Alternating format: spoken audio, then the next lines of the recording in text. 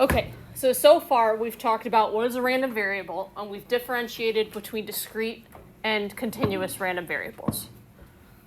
I told you at the beginning of this unit that the beginning starts out not too bad, and then it becomes progressively more difficult. That is this section. This is where things are going to become more difficult. So what we are going to do today is we are going to look at, again, discrete and continuous random variables, and we are going to calculate the mean and the standard deviation. Okay, so first thing I want to talk about is if we have a discrete random variable. Discrete random variable. There are two formulas, one for mean, one for standard deviation. So here's our formula for mean. Here's our formula for variance. And if you remember, you got to find variance before you find standard deviation. So the example that you see is the probability distribution for the number of whole chocolate chips in mini Chips Ahoy cookies. So if you looked at a whole bunch of cookies, as a reminder, this is telling us 5% of the time there's going to be no whole chocolate chips. 65% of the time will be one, so on and so forth. So one question that we like to ask often is, well, how many chocolate chips, whole chocolate chips, can I expect? That's the mean. So anytime you are asked for an expected value,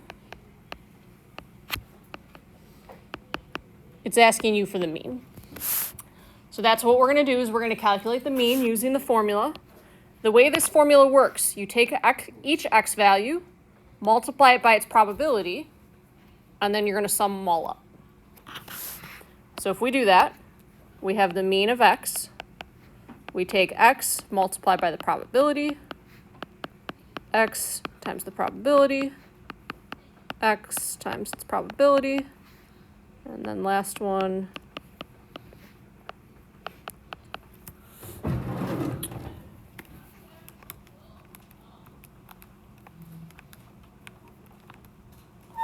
so I think it ends up being 1.35.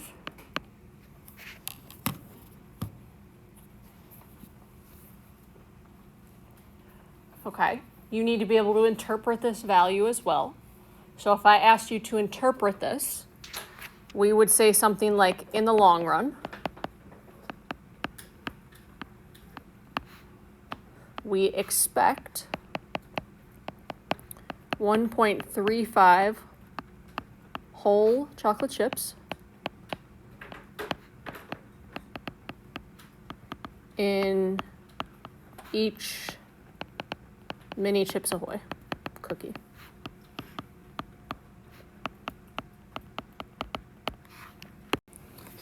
So is the expected value or the average?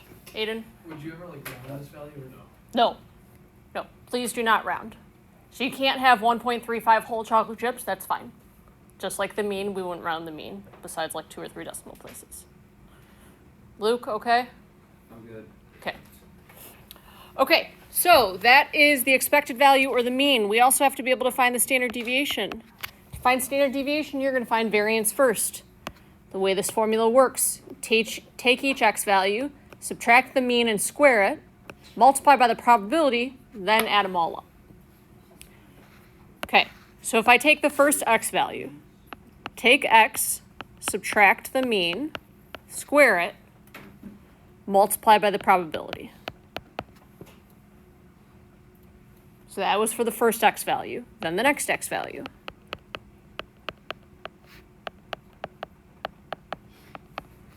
And then the third one.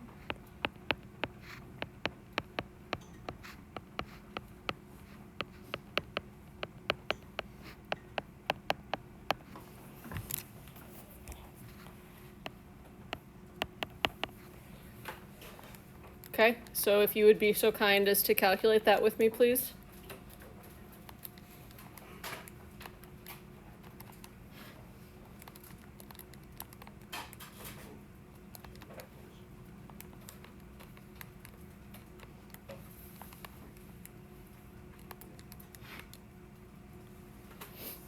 Assuming my calculation is right, I got 0.5275. Can anybody confirm that? I'm about to do it. I just erased it by accident. That's very good. Thank you. I don't know how that. Okay. That, though, is variance. We don't want variance. We want standard deviation. So you would take the square root of that value and get about 0.726 whole chocolate chips.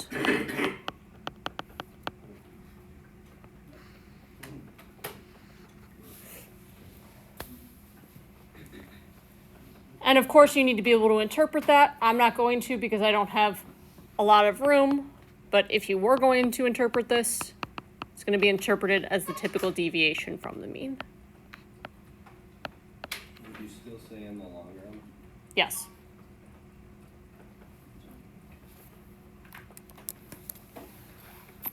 Aiden? Is there a way to put this in the calculator faster, like a list? Oh my gosh, that is such a great question. That is what our next example is going to do. Show us how to do it on the calculator. You know, like a ring on my seat. In this case, you have future. Okay. Questions for me? Okay, obviously that's very tedious. Finding the mean, not too bad. Finding the standard deviation, a lot more tedious. So I am going to show us how to do this in the calculator. Before I do that though, what work do you think I need to see? Formula substitution answer. Okay, so the example we're going to do in the calculator has to do with the New York Lottery Quick Draw, which is sometimes called Keno. Do you all know this game?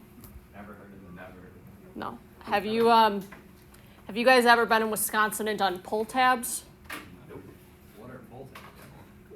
Again, it's just another version of a lottery.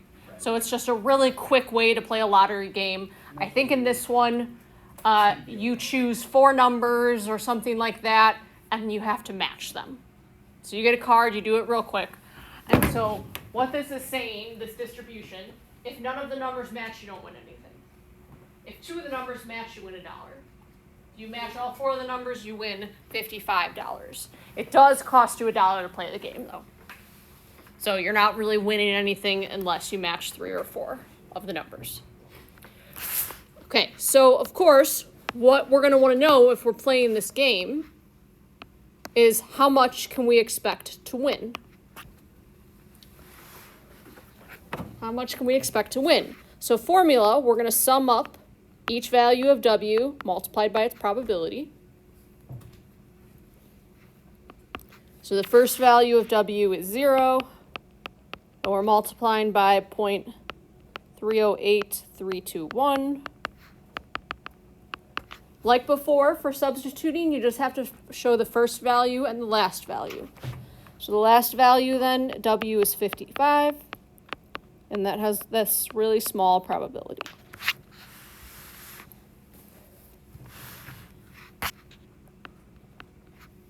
And then we're going to go to the calculator. Okay, at this point? Okay, I'm not going to pull a calculator up here. I'm just going to tell you what you need to plug in. Okay, so what you're going to plug in when you go to your calculator, the values of W are going to go in list 1. And their associated probabilities you're going to put in list 2.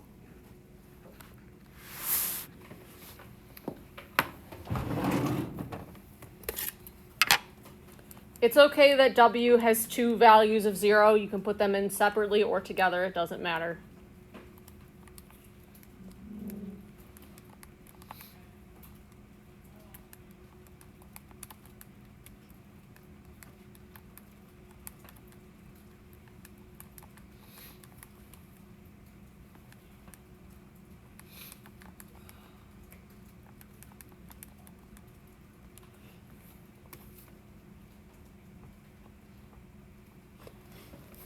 Okay, after you have those values in, quit out of the tables or out of the lists. You're going to go to Stat. You're going to go over to Calculate. Now, at the very top, you have 1 var stats and 2 var stats. This is where we need to be careful. var stands for variable. So while we have two pieces of information, there's only one variable, and that is winnings. So you're going to choose one var stats. And if you have a newer operating system on your calculator, it's going to ask you for the list and the frequency list. Do you all see that? Does anyone's calculator not ask for those two inputs? Okay, great. So your list is L1. Your frequency list is L2. So you're going to need to probably change those and hit calculate.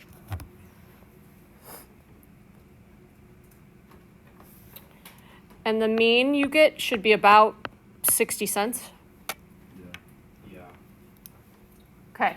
If I asked you to interpret that value, how would you interpret it?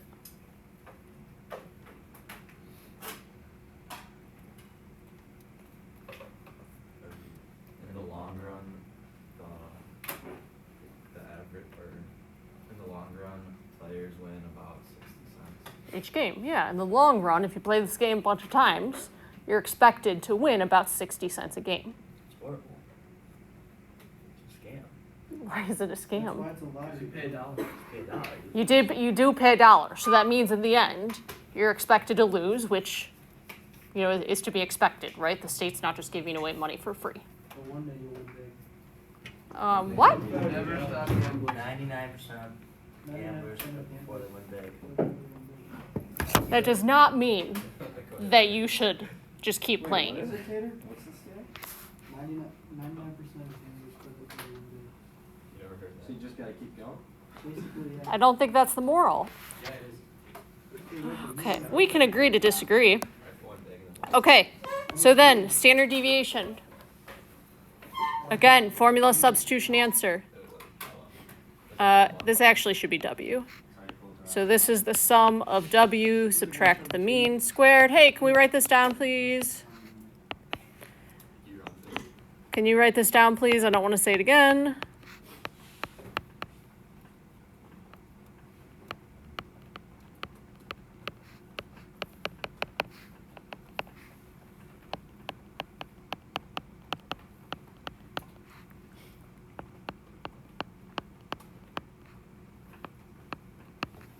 So you're taking each value of W, subtracting the mean, squaring it, and multiplying by the probability. But then if you remember, the calculator doesn't give you variance, it gives you standard deviation. So what I'm going to do to be lazy is just throw some square roots over this. If you remember, the calculator gives you S, and it gives you sigma. What does S mean? They both mean standard deviation. What's the difference? Sample versus population. Sample standard deviation, population standard deviation. Okay, when we've talked about this before, I said always use which one? popular. Sample. Always S.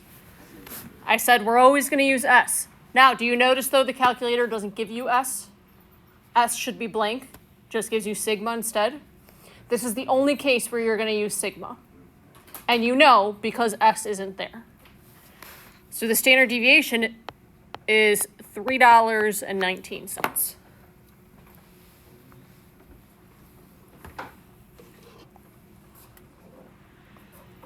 Why did you find the population mean, then use the sample mean for the variance equation?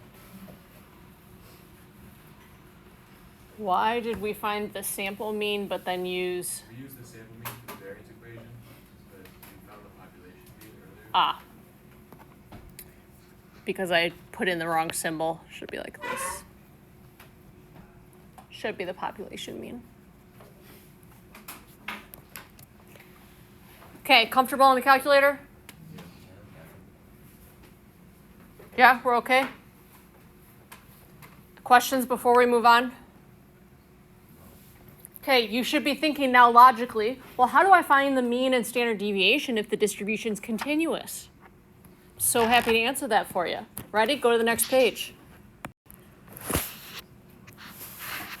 Okay. Very similar formulas you're going to see. These two formulas are for continuous distributions. What's the big difference for those of you who've taken calculus before? You're integrating instead of summing. What that means, we're not going to do that. So all you have to worry about is discrete. Don't have to worry about continuous. How exciting. That is exciting, right? Let's go.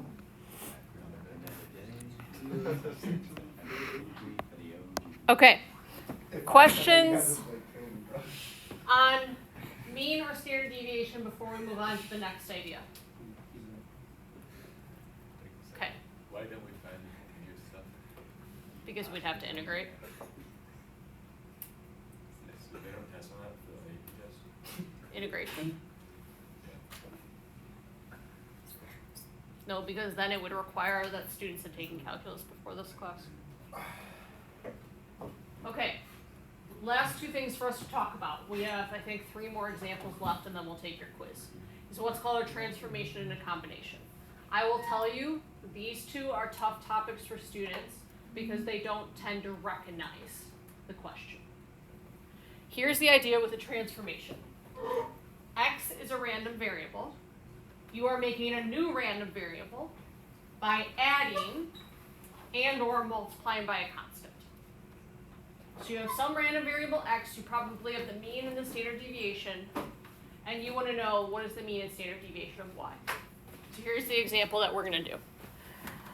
The temperature of a freezer is a random variable with a mean of 32 and a standard deviation of 3 degrees Fahrenheit. Find the mean and standard deviation in degrees Celsius.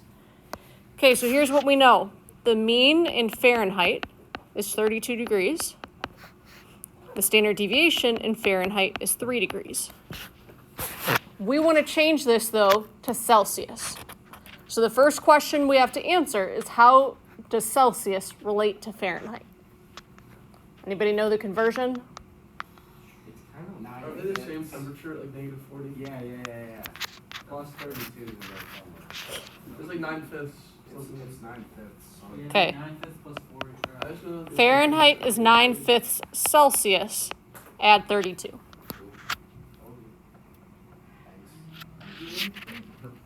Okay, that's not what we want, though. That is converting Celsius to Fahrenheit. We want Fahrenheit to Celsius. So we're going to have to solve for Celsius. 5 9 minus 32. So we get F subtract 32 is equal to 9/5 C. So we get 5/9 C subtract 160 over 9. Oh, this should not be a C, right? That's enough.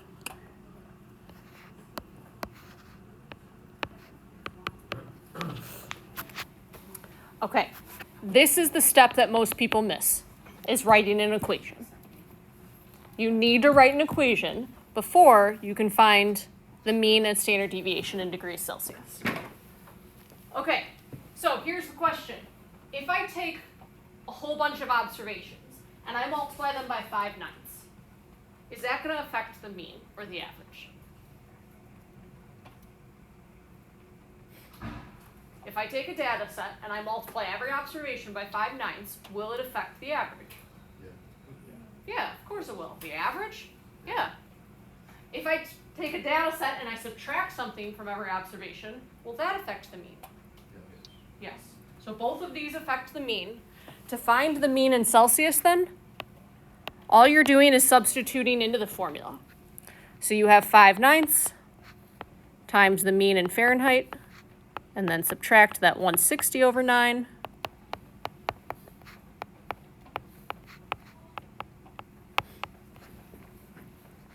And you should be able to see that we're going to get 0 degrees Celsius.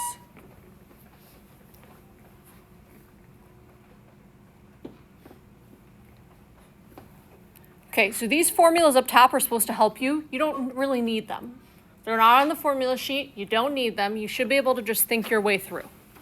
If I want the standard deviation in degrees Celsius, okay, if I take a data set and I multiply every observation by some number, does it change the spread? This is the one that's harder. Well, Just think of two numbers. Think of a data set that has 0 and 10.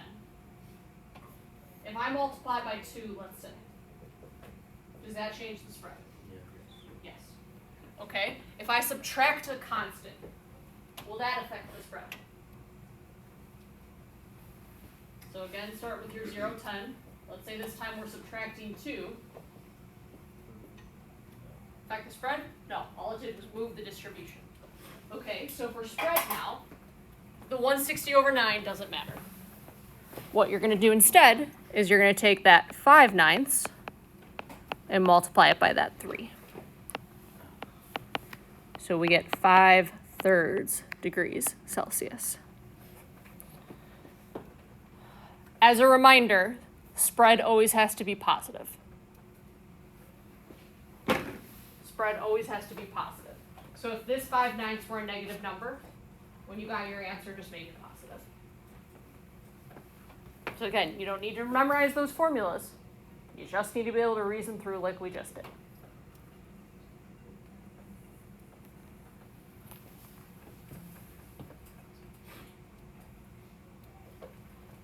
Okay, questions for me before we do 2 more? Okay. The other idea is if we take random variables and combine them to make another random variable, to make a new one. So here's the example that we're looking at. 4 members of a 4x100 relay team had individual lap times as shown. We want the mean and standard deviation for the team total. First thing you got to figure out is, what is my formula? So what you have to think about is, let's just say we look at one race and 4 runners run. How do you figure out what the team time is? Well, you would take the first runner's time and you would add the second runner's time and the third runner's time and the fourth runner's time. This is the part that most people mess up. They don't show that formula, they just jump right in. So if I want the mean of the team total, then all you're doing is adding up the individual means.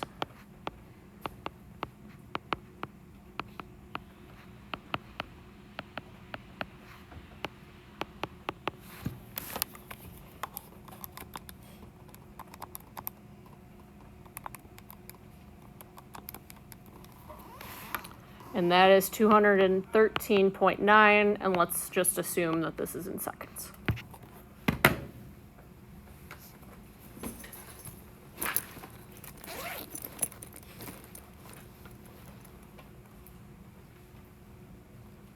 Does that work in real life to add them up? Is that equal and you get the team total?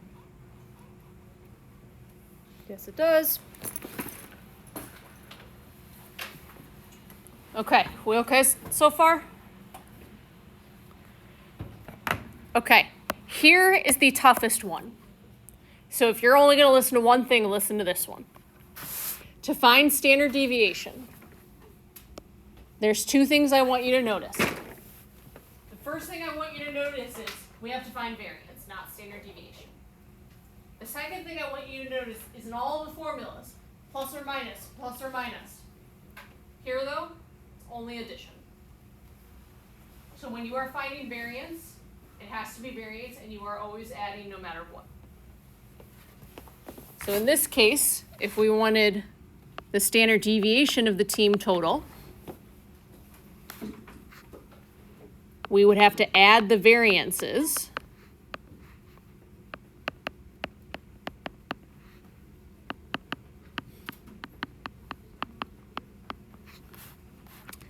And then we would take a square root.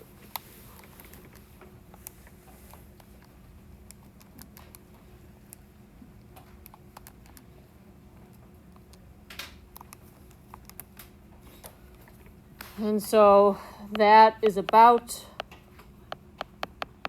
4.17 seconds.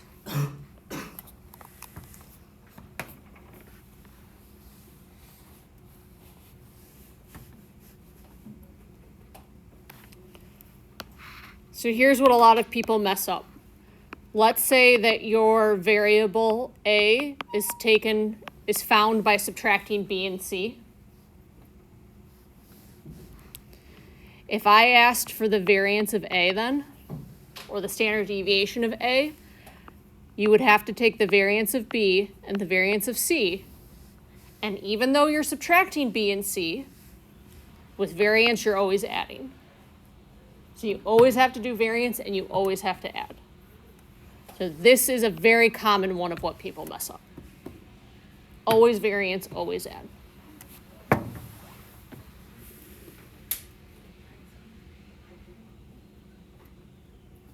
Why do you have to add it? Because when you take two variables and put them together, your spread should get bigger, not smaller.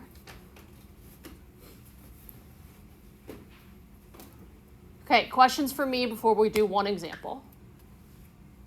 One more example. Okay, this last example is what we are going to finish with, and then we'll take the quiz. I need you to refocus for a minute because some of us looks like I've lost you all. This is one of my top 5 favorite examples to do. This is real data, and we're going to talk about why I think it's interesting. But this New York lottery, in November 1997, the lottery promoted their quick draw by what they called Big Dipper Wednesday.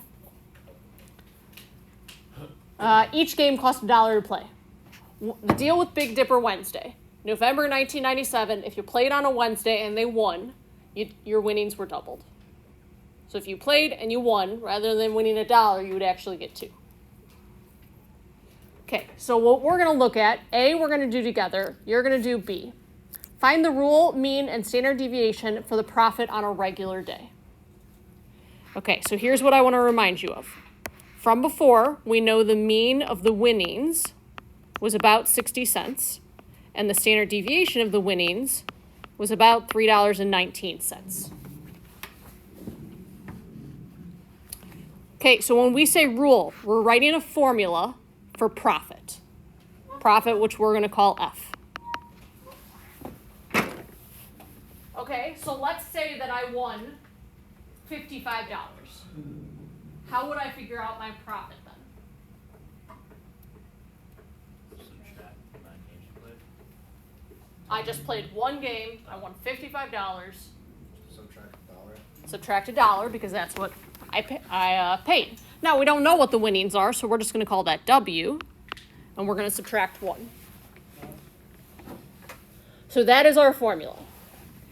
We now need the mean of the profit and the standard deviation of the profit. Okay, if we subtract 1, is that going to affect the mean? So if we take a distribution and we subtract 1 from every single observation, does that affect the mean? Yeah, it's the average. If we take a distribution and we subtract 1 from every observation, does it affect the standard deviation? No, it stays the same. So if we take that 60 cents and we subtract 1,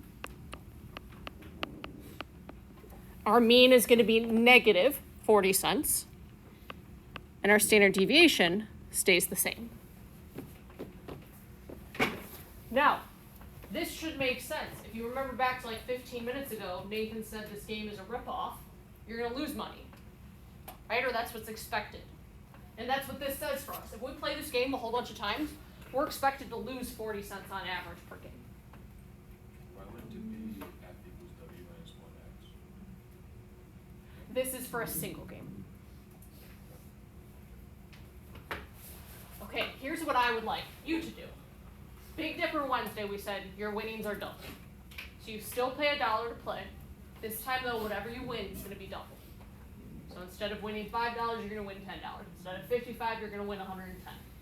What I want you to do is find the rule, like the formula like we just did, the mean and the standard deviation, with the person next to you, and I want you to think about why this might be interesting. Go. You go. Let's go over this one. Can somebody give me the rule or the formula? Coulter? D equals 2W minus 1. Thank you. So we're going to double the winnings, and then we're going to subtract the $1 that we still had to pay. Kaji, does the 2 affect the mean? If we double all the observations, we'll change our average. Yes. Does the -1 affect the mean? Yes. It does. Yes. So we're going to take 2, we're going to double that 60, and we're going to subtract 1. So I think the mean is 20 cents. We agree? Okay. That's 2W minus 1. Standard deviation. 120 minus 1. Leia, does the 2 affect standard deviation or spread? Yes. Does the -1? No. And so standard deviation ends up being $6.38. Do a double check, make sure it's positive. It is. Okay, the big question I asked you is why is this notable? Or why is it interesting? Because on average, for every game you play in the long run, you like gain money. All right, guys, listen to this. Did you notice that you're expected to come out ahead? Yeah, because the Big Dipper Wednesday. But it's fake. It's not fake. So this really did happen in November of 1997, and there were 2 graduate stats students that realized that in the long run, you're expected to come out ahead. Now, do we recognize that if we play 1 or 2 games, we're not necessarily going to win money? So they Okay. bet like $4 million. So it's not betting. You just have to play the game. And you win. They did. So for Sorry. 4 or 5 Wednesdays in November where this happened, this game is often played at local establishments. They would go the minute the establishment opened, and they played all day.